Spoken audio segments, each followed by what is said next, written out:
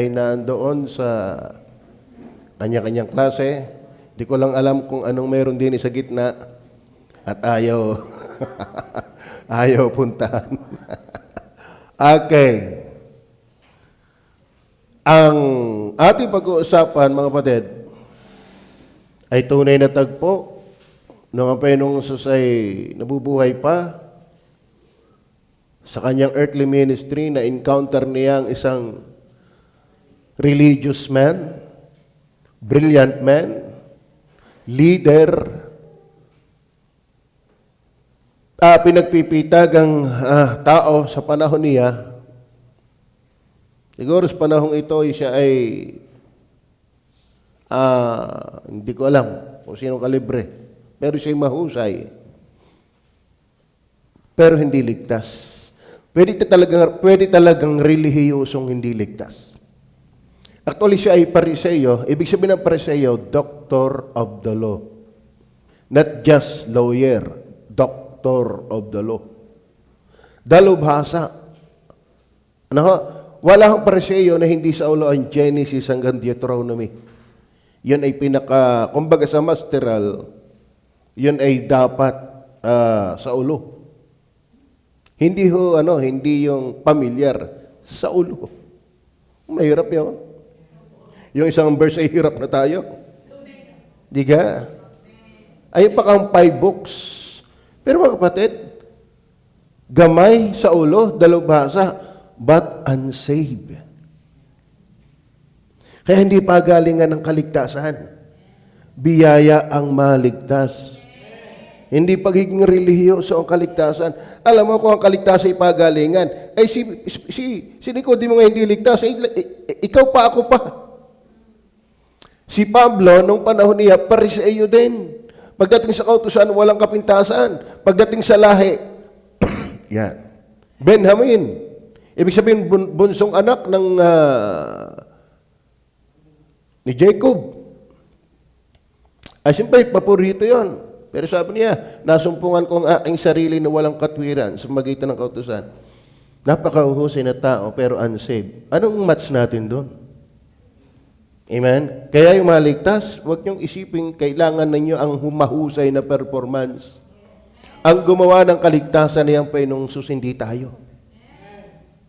Naintindihan niyo ba yan? Ngayon, na-encounter ng Panginoon, sabi pumunta siya ng gabi. Alam niyo bakit pinuntahan ni Nicodemo ang Panginoong Jesus ng gabi? Siyempre, Pariseo. Nakakahiya namang pupuntahan mo ang Panginoong Jesus ng araw, ang daming makakakita sa iyo. Di kay guro, ba't ka pupunta doon? Sa isang karpintero para magtanong. Pride yun. Pride yun. Kasi ibig sabihin, may sumasapaw sa kanya. Kaya, gabi siya pumunta. Nagkaroon sila ng diskusyon. Sabi niya, sabi niya, doon sa verse 3, Jesus and verse 2, tingnan mo natin ang verse 2. Samahan nyo na lang ako. Ito rin ay naparoon sa kanya ng gabi at sa kanya nagsabi, Rabay, nalalaman namin ikaw ay isang guro. Tanong nyo siya ay marunong talaga siya na nagbuhat sa Diyos sapagkat walang makagagawa ng mga tanda na iyong ginagawa maliban akong sumasa kanya ang Diyos. Pero sinagot siya ng Panginoon, verse 3. Verse 3 na tayo. Sumagot siya Jesus sa kanya sinabi, Katotohanan sinasabi ko sa iyo, maliban na ang tao'y ipanganak na muli, ay hindi siya makakakita ng kaharian ng Diyos. Stop muna ha. Itong relihiyosong ito, itong doktor na ito, itong Pariseyong ito, itong may position na ito, siya ho ay membro ng Sanhedrin.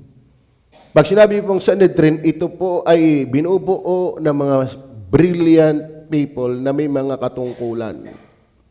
Pero sabi ng Panginoon, maliban na ikaw ay panganak, hindi siya makakakita ng kaharian ng Diyos na muli.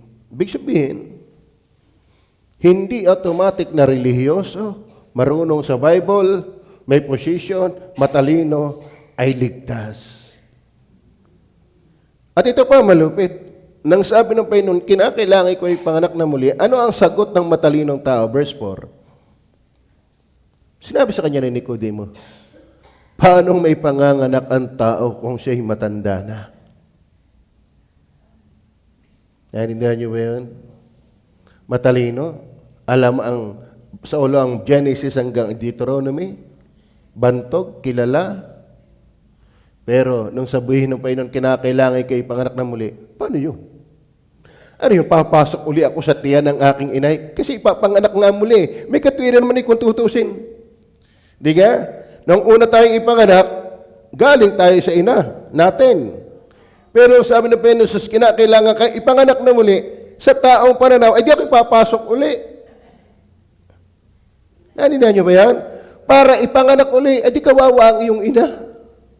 Akala may papasok ay laking mo yan. Halimbawa, para ikaw ay iligtas.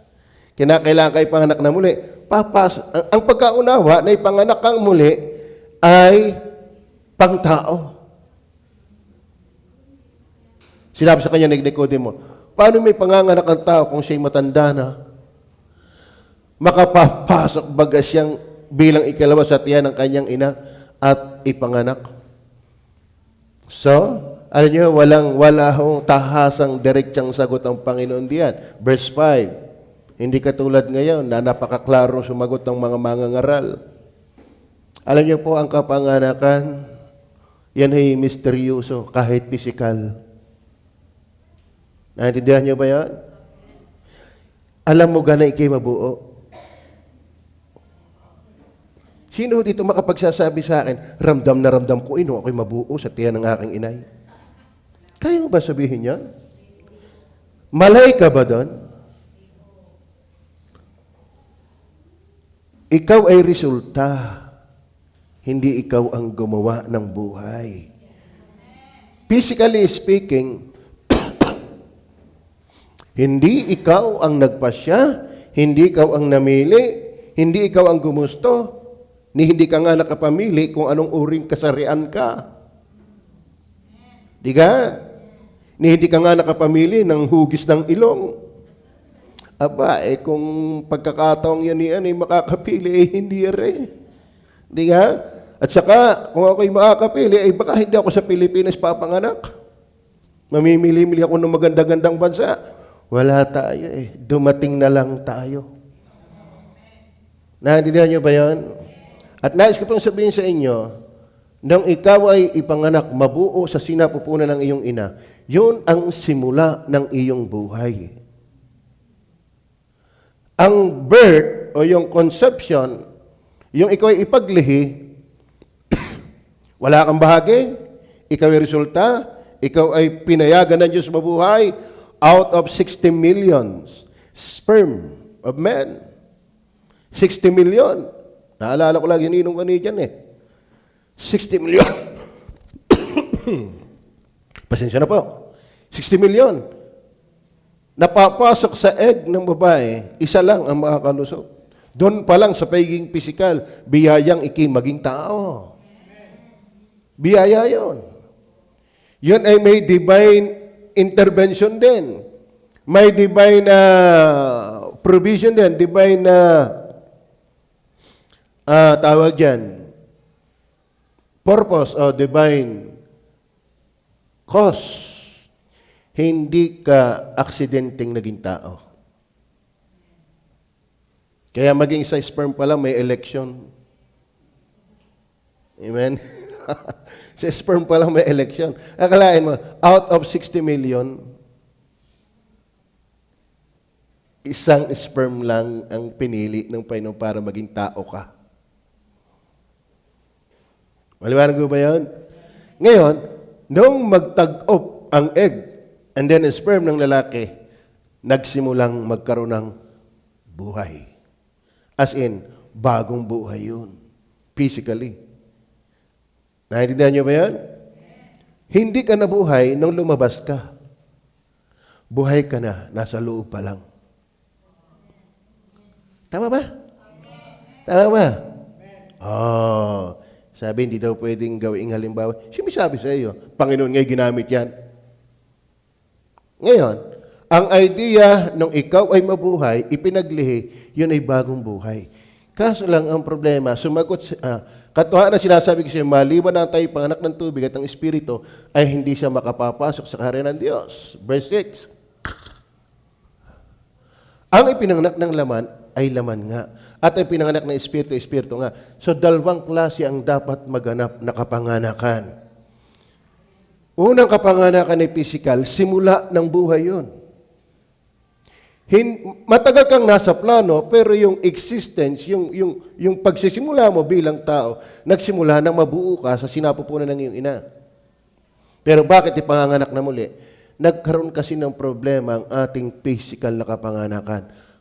Nagmana yan ng kasalanan. Psalms 51, naalala ko ang Psalms 51. Lahat ng ipinaglilihi ng mga magulang ay depektado. Pwedeng ipanganak yan ng pogi, maganda, matalino, pero depektado, spiritual. Naintindihan niyo ba yan? Verse 5, narito, Kuya Boy, ako'y inanyuan sa kasamaan at sa kasalanan ay ipinaglihi ako ng aking ina. Sa paningin ng banal ng Diyos, ikaw ay shape sa kasamaan. Hinugis ka sa kasamaan. Bakit? Ano yung nagpasama? Sa kasalanan ay ipinaglihi ako ng aking ina. Yan ang problema ng ating physical world. Are you with me? Wala hong nalibre na ipinanganak ng tao sa lahi na galing kay Adan kay Eva na pure. Na pure. Kontaminado na tayo at the moment of conception. Are you with me? Nagkaroon ng simulang buhay, buhay na apektado, pinasama, winasak, ipinahamak ng kasalanan. Kaya wala ho kayo makikitang bata na sa paganda. Wala ho tayo makikitang bata na hindi darating sa kamalayan ng ayaw sa Diyos. Ang hilig niya ay kung ano yung nature ng kanyang pagkalihi. Naintindihan niyo ba yan? Tanong niyo ha, ang lahat ipanganganak ng isda, ang galing lumangoy.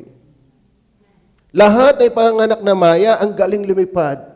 Lahat ng tao ipinaglihi sa kasalanan, ang galing sa kasalanan. Klaro ba?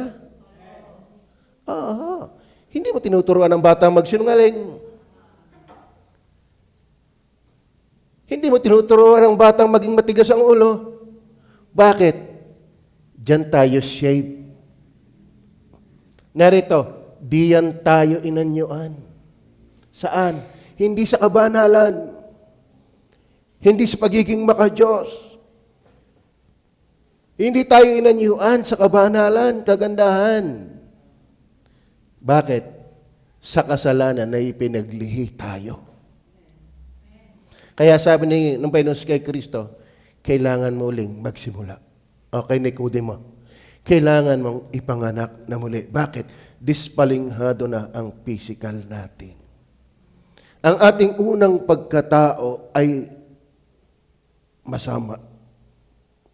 In fact, sabi ng John 8:44, yan ay anak ng dyablo.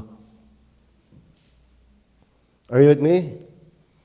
Physically, nung ikay may conceive, yan ang starting point. Yan ang new beginning. Yan ang bagong simula ng iyong buhay. Pero hindi lahat ng tao ay may bagong simula ng spiritual. Kaya kailangang ipanganak ka muli. Kaya dalawa ang paglalarawan dyan ha. John chapter 3 verse 5 ulit. Balikan ulit natin. John chapter 3 verse 5. 6. Ang ipinanganak ng laman ay laman nga. So, lahat tayo ay pinanganak sa laman. Ako, 1970. Kayo. Hindi ko na itanong sa tatay kung anong oras. Yung bang kapanganakan nyo, physical, kayang i-trace kung kailan nabuo kayo sa loob? Hindi ha? Hindi. Okay. So, ako'y pinanganak physically, 1970. So, ipinaglihi ako 1970 rin yun. 9 months eh. O, di kayo na bumilang ng 9th month yung pabalik. Buhat August. December ako pinaglihi, malamig. Ano? So, physical. Lahat ng tao pinanganak physical. Lahat ng tao may simulang physical. Pero bakit kinakailangan magsimula uli? Palibhasa. Ang ating pagkatao ay depektado ng kasalanan. At ang sabi ng una na talata, maliban na ang tao ay ipanganak na muli, hindi siya papasok sa kaharian ng langit. Ibig sabihin, itong ating unang kapanganakan, hindi pa langit. Klaro ba? Ang ating kapanganakang physical, hindi pa langit. Ngayon, kung hindi pa langit, di pa impyerno yan. Kaya nga, maliban na ang tao ipanganak na muli, except a man be born again, he cannot see, nor enter into the kingdom of heaven. Ibig sabihin, kung hindi ka ipanganganak na muli, pa-impyerno ka. Kung hindi ka papasok sa ng langit, saan ka pupunta? Hindi na maaari kayo mabuhay dito na magpakailanman. Ito nga mundong ito'y gugunawin. May katapusan ang mundo. Ang langit at lupa ay lilipas, natapat ang aking mga salita ay hindi lilipas. O lilipas. Ang langit at ang lupa. Revelation chapter 21 and 22, ang langit ay nawala na, ang lupa ay nawala na. Nakita ko yung bagong langit. May bagong langit at bagong lupa. Mawawala itong dati. Kaya kung ayaw mo sa langit, hindi ka naman pwedeng tumigil dito. Sa totoo na. Hindi nga natin alam kung kailan ang ating panahon. Maraming namamatay ng bata pa. Ay yung pagka tumigil dito, hindi mo nga tangan ang buhay mo. Yung pagka namang gustuhin mo lumagi dito. Halimbawa, payagan ka, kaya mo gang 1,000 taon. Iwanan mo ang mundong ito. Maging yung iyong pinagbuhusan ng panahon mo. Iwanan mong lahat yan. Ngayon, kung hindi ka papanganak na muli, hindi ka makakapasok ng kaharian ng langit. Yun ang sabi. Maliban ang tao ay panganak na muli, hindi siya makakakita ng kaharian ng langit. Kaya pala maraming tao hindi mo paglingkod sa Diyos. Bakit? Ang kita lang ay mundo, hindi kita ang Diyos. Maliban ang tao ay panganak mo na muli, hindi siya makakita ng kaharian ng langit at hindi siya makakapasok sa kaharian ng langit. Alam niyo ba, dalawa lang klase ng kaharian? Kaharian ng Diyos at kaharian ni Satanas. Kung labas ka sa kaharian ng Diyos, nasa kaharian ka pa ni Satanas. Yan tinatawag na kingdom of light and the kingdom of darkness. Are you with me? Hindi ito biro. Hindi ito biro. Ngayon, ang nais ko lang idiin sa inyong mga kapatid, kung paano ang physical birth ay bagong simula ng iyong buhay, panglupa, ang kinakailangan mong magkaroon ng pagbabago ay bagong simulang espiritual sa loob ng kaharian ng Diyos.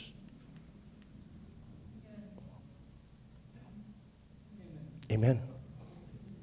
So, kaya, ang ating pag-uusapan ngayon, ng haba, no? God is able to change. Wala pa yung you. Kaya ka ng Diyos na bigyan ng bagong simula. Kaya ka ng Diyos bigyan ng bagong buhay. Bakit bagong buhay? Yung ating una, ipinanganak sa kasalanan. At yung physical na kapanganakan, nagmana, inanyuan sa kasamaan, ipinaglihi sa kasalanan, at hindi makakakita ng kaharian ng Diyos, ni hindi papasok sa kaharian ng Diyos. Talagang walang pag-asa sa ating unang buhay. Lahat ng ipinanganak sa laman, hindi makakapasok sa kaharian ng langit. Liban na lang na ipanganak na muli. Yan ang ating pag-uusapan. Liban na lang na ipanganak na muli. Yan ang ating pag-uusapan. At yan ang ideyang bagong buhay, bagong simula. Alam nyo, ang dami nating kanyo New Year. Hanggat hindi ka pinanganganak na muli, wala kang talagang tunay na pagbabago. Una, ating kunin. Ang ating pamagat ay, actually may you yan, may you. God is able to change you. Una, it's necessity. It's necessity. Ano ibig sabihin? yung kailangan ito. Kailangan ito. Bakit? Ang sabi, maliban na ang tao'y ipanganak na muli. Isalitang maliban. Kung hindi ito mangyayari. I do hope naiintindihan nyo ito. Napakasimpleng pagpapaliwanag. Ibig sabihin, yung God is able to change you, God is able to rebirth you. God is able to change you spiritually at madali niyan sa lahat ng pagbabago. Ngayon, ang ating unang kukunin, it's necessity. Bakit? Kung hindi ka babaguhin ng Diyos. Balikan nga natin ang verse 3. Sumagot si Jesus at sa kanya'y sinabi, katotohanan sinasabi ko sa iyo, maliban na ang tayo panganak na muli, ay hindi siya makakakita ng karya ng Diyos. Sinong kausap? Si Nicodemo ay hindi lasinggero. Si Nicodemo ay religious man. Si Nicodemo ay hindi tambay, educated. Si Nicodemo ay hindi pakalat-kalat lang, siya ay may katungkulan. Siya ay hindi basta tao, siya ay noble man. Bakit? Bantog yan. Kaya nga hiyang-hiya siyang lumapit sa Panginoon, gabi siya pumunta. Bakit? Kilalang tao, lalapit sa karpintero. Are you with me? Pero sabi ng Panginoon, kailangan kang ipanganak na muli. Kung siya nga matalino, kung siya kilala, kung siya may position, I do believe, siya mayaman. Kung siya religious, kailangan ipanganak na muli ikaw.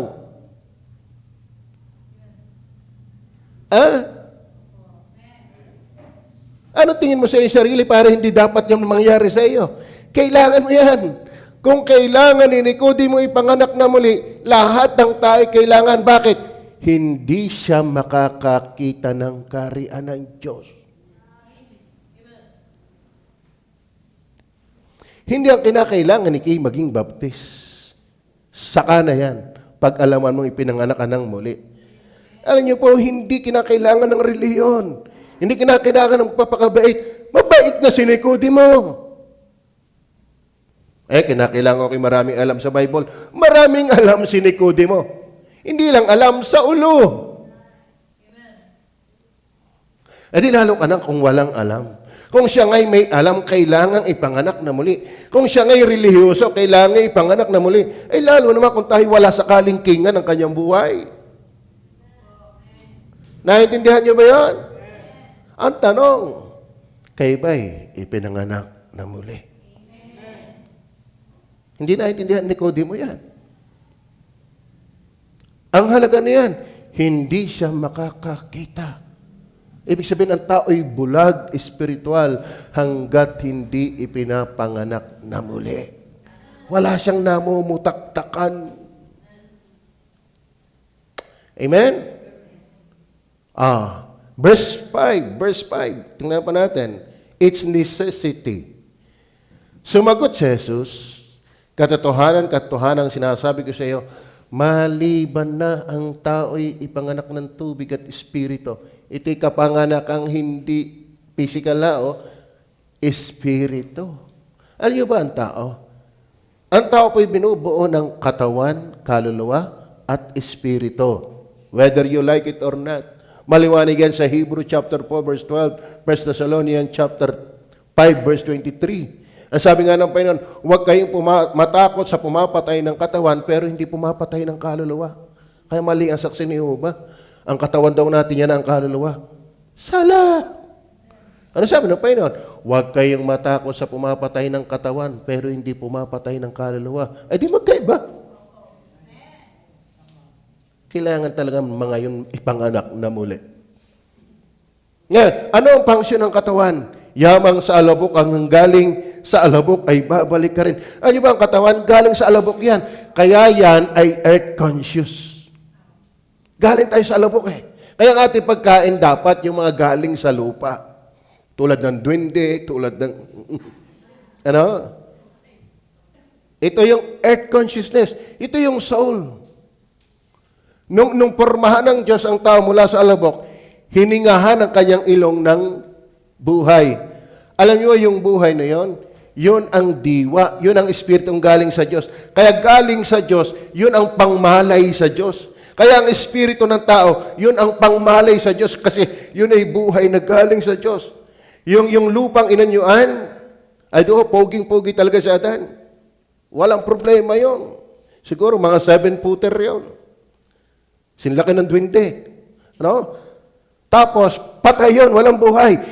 Hiningahan ng buhay ng Diyos ang kanyang ilong. So yung hiningang yun, yung tinatawag na espiritu. Kaya yung espiritu, galing sa Diyos, yun ang God's consciousness. Tayong lahat ay hiningahan ng Diyos ng espiritu ng buhay. Kaya walang atyesta. Dahil lang ng kasalanan nagpapakatigas. Ngayon, alam niyo ba ang resulta? Yung katawang binuhay, binuo ng Diyos at hininghan ng butas. Ang sabi, ang tao ay nagkaroon ng kaluluwang may buhay. Yan na yung soul. Ano ang soul? Yan ikaw. Yan yung self-consciousness. Are you with me?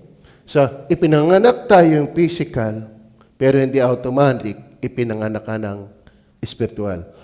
Ang kapanganak ng physical, ginamit ng Diyos ang ating mga magulang. Pero ang kapanganak ng spiritual, Holy Spirit na kapanganakan yan. Are you with me? Ngayon, gaano kahalaga yan? Gaano kailangan yan? Maliban ang tayo ipanganak ng tubig at ng Espiritu, hindi siya makakapasok. Kanina hindi makakakita, ngayon hindi makakapasok. So, ibig sabihin, hanggat hindi ka pinapanganak na muli, don't expect na iintindihan mo ang usaping espiritual. Bulag ka eh. Hindi ka nakakakita. Ano ka sinasabi ng pastor na yun? Mga makasalanan, mga si Kristo. Wala. Kung yung sabong. Bakit? Doon tayo pinaglihi eh. Kaya ang dali nating makarelate pag sa kasalanan. Pero pagdating sa spiritual, ano gayon? Hindi nga siya makakapasok. Hindi siya nakakakita. Kaya yung ipanganak, biyaya. Kailangan. Paano yun? Napakahalagang nakikinig ka ng salita ng Diyos. So, una ko natin kinuha, it's necessity. Number 2, it's nature. It's nature. Ano ho? Kailangan.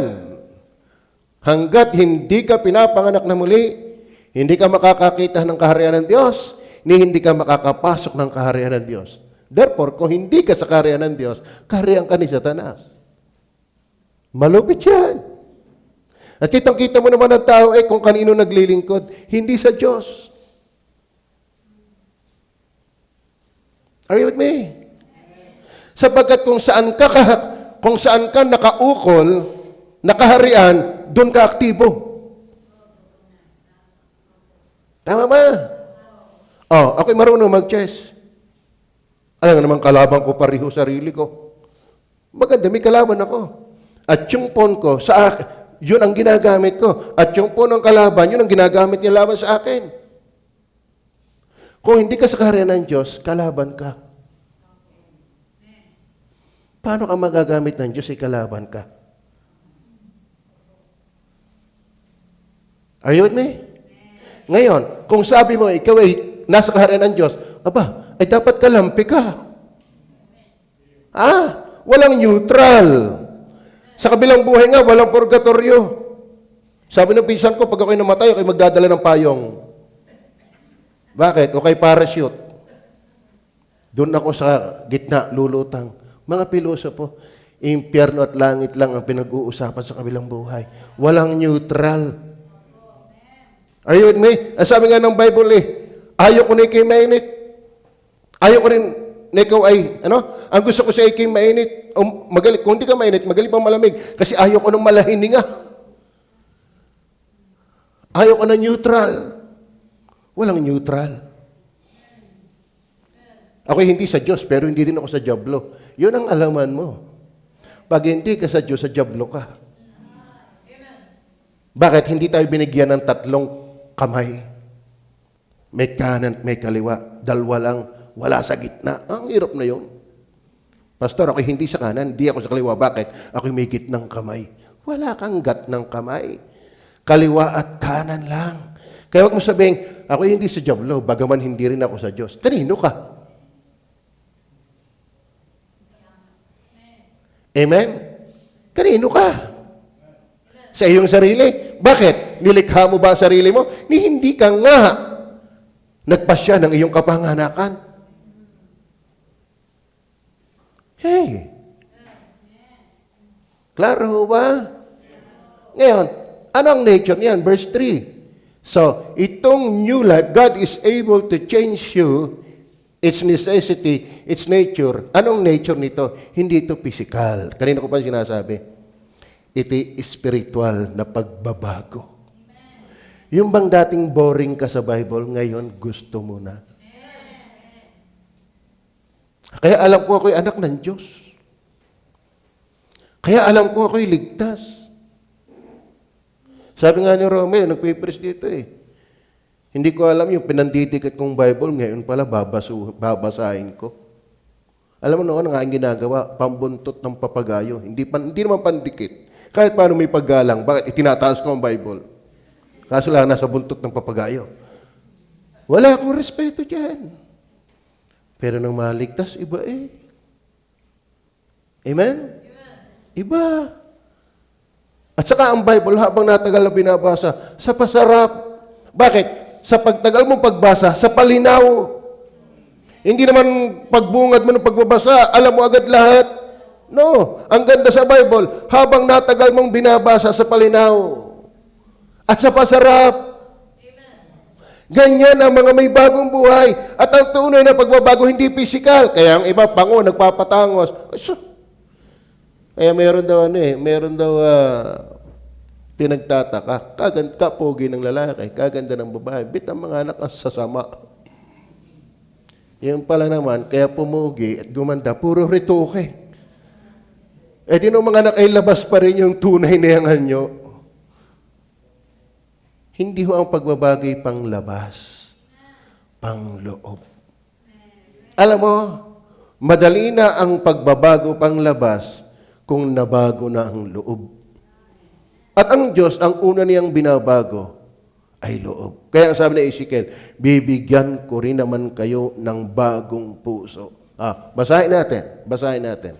Hindi ko na tatagalan yan, napaliwanag ko naman yan Ezekiel 36 verse 26 and 27. Okay. Pasensya na, wala nga dyan. Bibigyan ko rin naman kayo ng bagong puso. Sino magbibigay? Hindi school. Salamat kayo nakakapag-aral, pero ikibabaguhin. Hindi ka kayang baguhin ng school. Kalimitan yung matatalino sa school, pag naposisyon, kung magnakaw mga yan, bilyon. Huwag mo sasabihin sa akin niya pati tapos ng lahat ng tinapos ikaw ay nabago. Kasi liwanag bibigyan ko rin naman kayo. So therefore, ang magbibigay ay Diyos. Hindi tayong magulang. Kaya si Jimwell, pinagpipray ko si Jimwell. Bakit? Hindi ako ang magbibigay ng bagong buhay. I'm praying for my kid na siya'y baguhin ng Panginoon. Kasi si Jimwell ay pinaglihi din yan sa kasalanan. Magaling pa nga ng mga bata, mababait, pero pag nalaki, nalabas yung mina ng kasamaan at ipagiging ipinaglihi sa kasalanan. Kaya kung mga bata nyo, hindi nyo patuturuan ng Bible, magugulantang kayo isang araw. Huwag na tayo ilayo. Yung ating sarili na lang. Yung sarili na lang natin, di ka? Saan ba tayo nakutkot? Saan ba tayo natagpuan? Kaya mga magulang, ipag-pray natin ang ating mga anak. Kayo mga lulo at lula, ipag-pray nyo ang mga apo. Hindi kayo magpapatino niyan. Pwedeng mapabait nyo, pang lupa, pang tao, pero yung attitude niya sa Diyos. At yung pupuntahan niya, Sabi, kung hindi ka papanganak, hindi ka makakakita ng kaharian ng langit. Hindi ka makakapasok. Hindi lahat ng pinapanganak palangit. Ang kinakailangang ipanganak na muli. Bibigyan ko rin naman kayo ng bagong puso. Hindi galing sa government yan.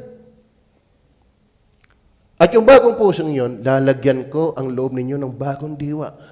Yan ay yung bagong espiritu. Bakit? Ang ating espiritu ay patay.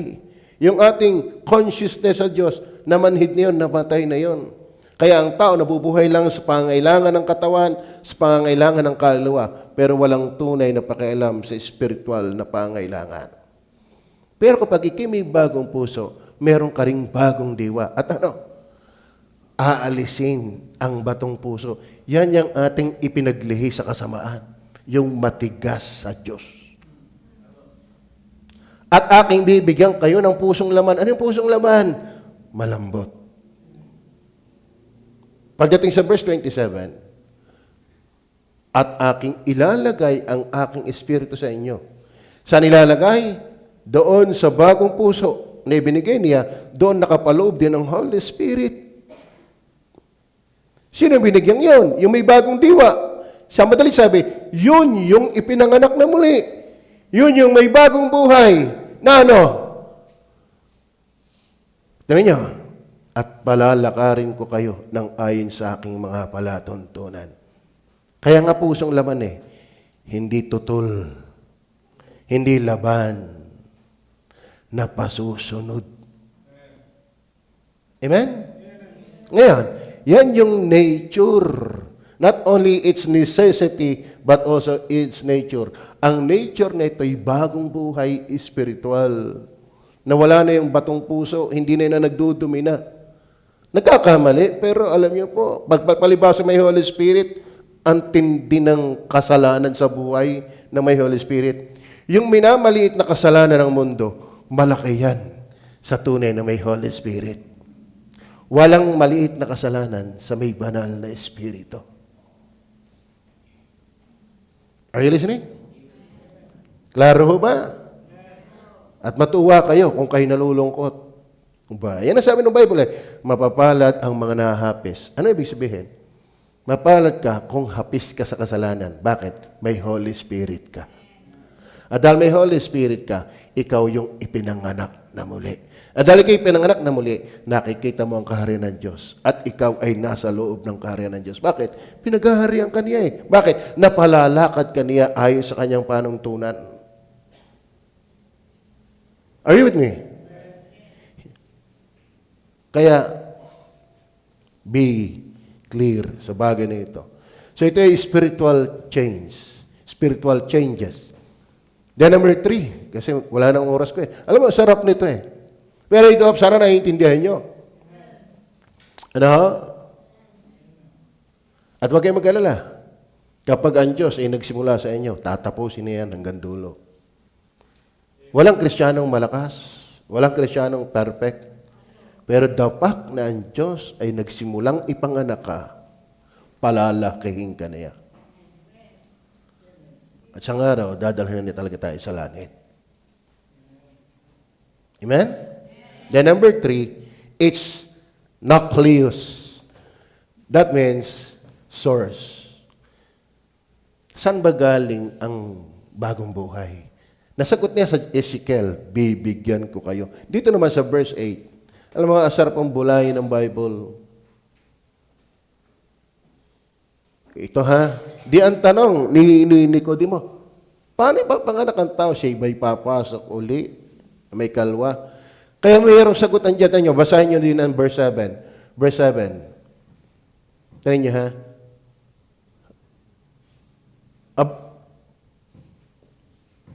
Verse 6 kanina. Okay. Huwag kang magtaka sa aking sinabi sa iyo. Kasi, kala mo teacher, guro, parisis. Pero nahihiwagaan siya sinasabi ng Panginoong Hesus. Sagya naman ang spiritual ay hindi yan katulad ng math na pwede mong masolve kahit mahirap. Hindi yan puzzle na pwede mong tiyagain. Hindi yan Lego na pwede mong... Alam mo, spiritual na usapan, naiintindihan yan dahil ng Diyos mismo. Kaya hanggat hindi ka pinapanganak, nga ka. Ano pinagsasabi ng Panginoon? Sabi ni Nicodemo, ano sabi ng Panginoon? Huwag kang magtaka. Sa aking sinasabi sa iyo. Kinakailangan ng kayo ipanganak na muli. Verse 8. Yan. Di nagtanong siya, paano? Ano ba? Walang klarong sagot. Ito ang sagot.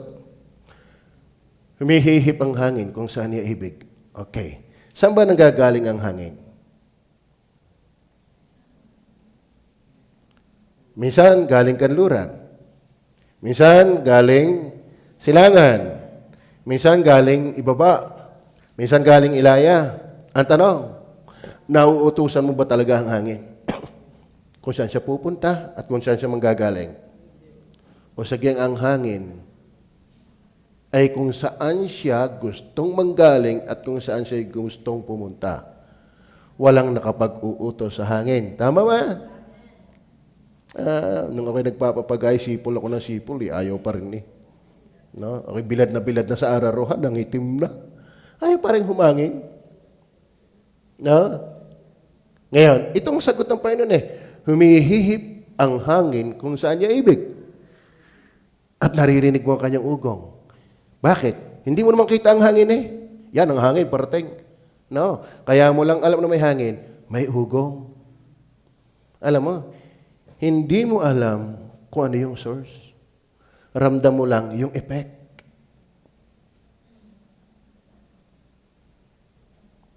Nagtataka na naman kayo. Ano kayo sinikudi mo? Tama ba?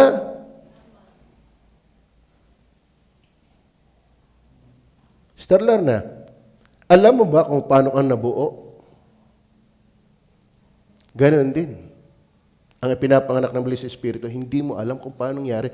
Ba't ako'y nanampalataya na lang? Ba't ako'y nagsisi na lang? Ay, ang dami namang nakikinig sa amin. Kami nasa 24. Ba't ako lang? Ay, pare-pareho lang naman kaming nakinig. 24 kami. Ba't ako'y nagkaroon ng pagsisisi? Ba't ako'y nagkaroon ng pananampalataya? In fact, may mga pinag-aralan nga sila. Ako'y hindi. Ba't akong tinalban? Sila hindi. Ano, mas magaling ako? No.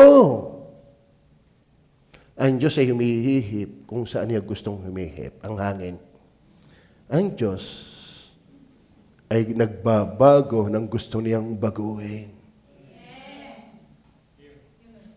Hindi natin alam kung paano.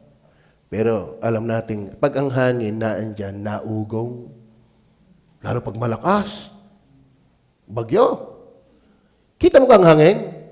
Hindi. Pero, yung lula ko nga sinasalubong pa ng itak. Sabi, iniisip ko, ano kayo mangyayari din Tatagain. At saka halata mo ang ugong, halata mo may hangin, pag dumaan sa niyugan, pag dumaan sa puno, pag dumaan sa tubig, kita mo hindi mo kita ang hangin, pero kita mo yung epekto. Hindi mo alam kung paano kang pinanganak muli, pero ramdam mo yung epekto. Kaya paano mo malalaman kung pinanganak muli? Ba't ako'y gustong sumimba lagi ngayon? Dati namang hindi. Dati namang ayaw ko At saka, pag ako'y nakikinig na salita ng Diyos, dati wala naman akong pakialam. Basta ako'y nakaupo lang. Pero ngayon parang may dating.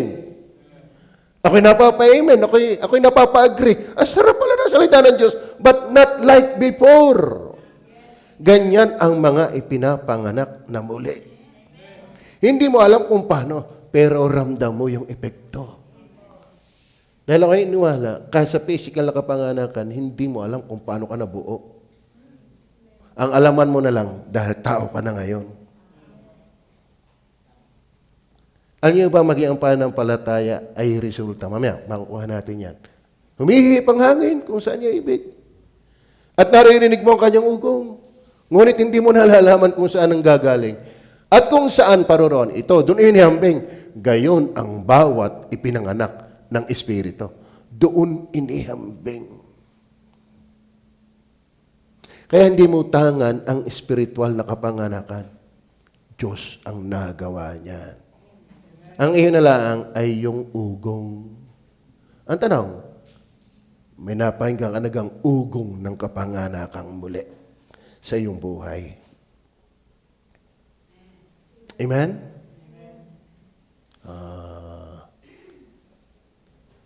But mind you, nasa iyo pa rin yung physical na kapanganakan. Kaya ang tunay na ligtas, 2 beses ipinanganak. Physical na kapanganakan at spiritual na kapanganakan. Kaya may 2 tayong buhay. Lumang tao na ipinaglihi at inanyuan sa kasamaan at isang bagong buhay na hinulma sa kabanal at katwiran. Nagpapanalpok yan. Amen? Kaya halata mo may bagong buhay kapag ramdam mong nagpapanalpok ang iyong buhay. Gusto ko na sumimba, kaso lang, parang gusto ko pa rin uminom. Gusto ko na ng Bible, parang gusto ko pa rin manigarilyo. Alin kaya nga ang gagawin? Kaya kung gusto mong lumago, wag mo nang pakinggan lagi ang gusto mo dati. Pakinggan mo na yung bagong gusto mo ngayon. Amen? Yung gusto mo ngayon, yung bagong gusto mo, hinahadlangan yung dati mong gusto. Pero yung dati mong gusto, hinahadlangan yung bagong gusto mo. Ay, alam ba ang magandang mangyari? Yung dating gusto mo o yung gusto mong bago? Hindi ka lalago pag wala kang pinipili dyan. Kaya if I were you, magsimba ka lagi. Magbasa ka lagi ng Bible. Manalangin ka lagi. Naintindihan mo ba? It's nucleus. That means source. Then last. It's, alam mo, tayo ginagawa natin magkakatunog pero nilagyan ko naman ng makahulugan. It's nexus. Ang ibig sabihin niyan, result. Number 4. Ano ba yung resulta? Yan, bagaman nauna ko na. Verse 8. Ano ang verse 8? Ako meron pa akong 10 minutes. Humihihip ang hangin kung saan niya ibig at naririnig mo ang kanyang ugong, ngunit hindi mo nalalaman kung saan ang gagaling at kung saan naparoroon. Yun pala yung paghahambing, gayon ang bawat ipinanganak ng Espiritu. Pakinig mong ugong. Alam mo yung resulta, pero hindi mo alam ay yung cause. Isa sa mga resulta niyan, verse 15 and 16. Ngayon mga kapatid, sa tamang pagbabasa, nauna ang 3, verse 5, bago ang 15 and 16. So ang cause ng believing ay yung regeneration. Kaya sabi na, pinag-aawayan alin ba ang una? Life or faith? Life. Nais ko pong sabihin sa inyo, mayroong 2 klase ng buhay na nangyayari sa spiritual. Internal life to eternal life. Ang internal life, yung ipinanganak ka ng Holy Spirit, siya yung Espiritu, that is internal life. Kapag ikaw ay may internal life, magkakaroon ka ng eternal life kasi mananampalataya ka. Walang tunay na ipinanganak na muli na ayaw kay Jesus. Na hindi lalapit kay Jesus para manampalataya. So, merong internal life to eternal life. Naintindihan niyo ba yan? Kawawa ka naman. Kaya maganda ipinagpipray ito. Kasi kahit anong tindi ng paliwanag ko dito, kung hindi kumikilos ang Holy Spirit, that's nothing for you. Amen? Tingnan po verse 15. Upang ang sinumang sumampalataya ay magkaroon sa kanya ng buhay na walang hanggan. Yan po yung result. Ang pananampalataya ay posible. Kaya ka magkakaroon ng buhay na walang hanggan kasi nagkaroon na muna ng buhay panloob. Bago ka tunay na makalapit kay Jesus, kinilos ka muna ng Holy Spirit. Amen? Paano mo manalaman na kinilos ng Holy Spirit? Di lalapit ka kay Jesus para manampalataya. Hindi ka kay Maria pupunta. Hindi ka sa relihiyon pupunta. Hindi ka sa sarili mo didepende kay Jesus para sa buhay na walang hanggan. Klaro ba? Ano ha? Yan po, kaya verse 16. Sapagkat gay na lamang ang pag-ibig ng Diyos sang libutan na ibinigay niya ang kanyang bugtong na anak upang ang sino man sa kanya sumampalataya ay huwag mapahama kundi magkaroon ng buhay na walang hanggan. Ang pinag-uusapan dyan ay buhay na walang hanggan sa magitan ng pananampalataya.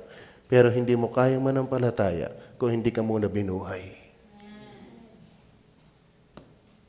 John 1:12 and 13. John 1:12 and 13.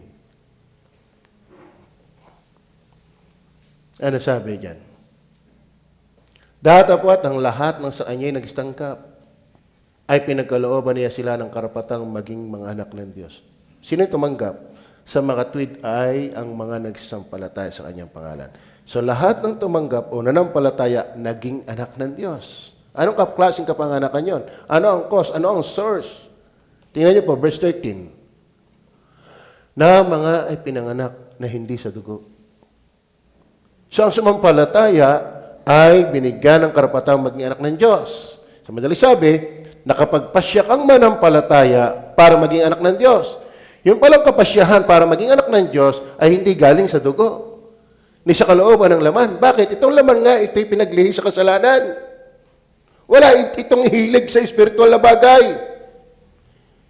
Siya'y nakakayang sumampalataya, hindi sa dugo, ni sa kalooban ng laman, ni sa kalooban ng tao, hindi yan sa kalooban mo, kundi ng Diyos. Kaya yung cause kung bakit ikaw ay pinanganak na muli, ang pananampalataya o pagtangkoy kay Kristo ay result ng pagkilos ng Diyos. Kalooban ng Diyos. Ang nagpasya na ikay mabuhay ay hindi ikaw. Ang nagpasya na buhayin si Lazaro ay hindi si Lazaro. Ilang araw nang patay si Lazaro nung buhayin ni Kristo? 4 na. Sabi nga, Panginoon, naagnas na siya. Pero sabi niya, Lazaro, bumangon ka. Ang nagpasyang buhayin si Lazaro, hindi si Lazaro mismo. Si Kristo. Alam mo kung bakit kaya mong manampalataya? Hindi dahil mo mismo. Pinaglihi ka sa kasalanan. Patay ka sa kasalanan. Kaya yung ikay manampalataya, magdiwang ka. Hindi yan katulad na nakikita ko sa inyong mukha, parang hindi kayo masaya. Amen?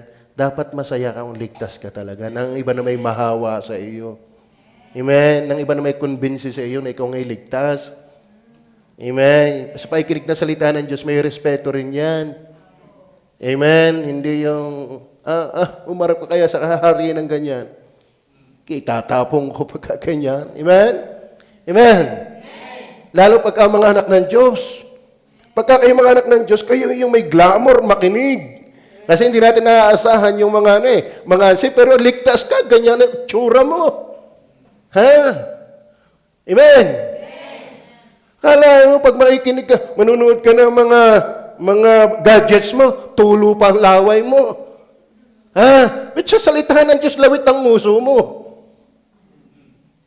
Alam niyo ba, kita ko kayo lahat dito. Kayo mga anak ng Diyos, nagsasabing anak ng Diyos, dapat isa ka sa may buhay makinig ng salita ng Diyos. Amen?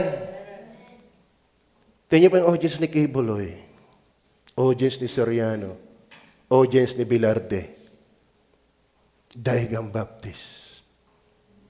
Amen? Amen? Paano mahahawa yung kadays mo? Ikaw yata mismo hindi rin kinakausap. Tama? Amen? Oo. Pinabababaw na natin ang ating pagsalita. Huwag kang piling maalam. Huwag kang piling maalam. Alam mo, ang tunay na maalam, lalong nakikinig yan. Totoo yan. Yung tunay na maalam, lalong nakikinig yan. Ayun ganyan yan. Nais kong dalhin tayo. Alam niyo, sa totoo na, kapag nasa prayer and fasting, hindi ako nakakaramdam doon ng kahit ako'y gutom, talagang ako'y kinig na kinig. Ang tunay na marunong nakikinig. Ayun o kayo nagtataka, katulad ni Nicodemo, ano yun? Bakit hindi ka pa anak ng Diyos? Amen? Klaro ba? Ako ngayon na-office dyan Kasi ako'y amen ng amen. Sabi ni Pastor Hernandez, wala pa ako sa points. Amen kayo ng amen. Sabi ko, Pastor, naakyat pa lang kayo sa pulpito, bless na ako Bakit? Pinagpipray ko kayo. Kayo mga nabe-bless, nagpipray talaga sa pastor yan. Amen. Amen. Kung gusto mo kayo pagpalain ng mensahe mula sa pulpito, ipag-pray nyo yung nagdadala ng mensahe. Isa ka sa mapagpapala ng salita ng Panginoon. Amen. So, ang source po na yan, ng God is able to change you. Hindi ikaw. Ikaw nga yung babaguhin. Paano ikaw magiging source? Kaya wag mong hanapin yan sa dami ng pera. Salamat kung marami kang pera, pautangin mo na lang ako. Hindi yan sa taas ng pinag-aralan, salamat. Pero sana matakot ka sa Diyos. Delikado ang maalam na walang takot sa Diyos. Mas prideful yan. Kung gusto mong pagbabago, magmakaawa ka sa Diyos. Hindi rin kita kayang baguhin. Pero kung ikaw ay anak ng Diyos, kaya ka nang baguhin. Kasi from change to changes. From grace to grace. Tama? Si Jemuel, sa tulong ng Diyos, dahil sa baby, gagamitin na kami mag-asawa, napalakihin siya. Kaya namin yon sa biyaya ng Diyos. Kasi, mahirap magpalaki na wala. Kaya namin mapapalaki na si Jemuel, may Jemuel talaga eh. Mahirap kang palakihin sa Diyos kung wala ka naman sa Diyos. Tama ba? Kaya pinipicturean ko lagi si Ute, kung may bagong picture ito yung malapit ko ng pag-asawahin. Nang ako'y makaabot na sa apo. Joke yun. Pero kung natutuwa, may malaki na nga si Ute. Bakit? Kaya ko nang palakihin yun kasi existence talaga may Jemuel. Mahirap kang palakihin Kristiyano kung hanggang ngayon hindi ka talaga Kristiyano. Amen? Sumigaw na ang pastor dito, pababawi na ng pastor ang lahat ng kanyang pagtuturo, hindi ka magbe-benefit. Bakit? Hindi ka naman buhay. Ngayon kung may buhay ka, pag matagal ka na, dapat nalaki ka na. Amen. Tayo pa yung manalangin. Panginoon Diyos, sa langit,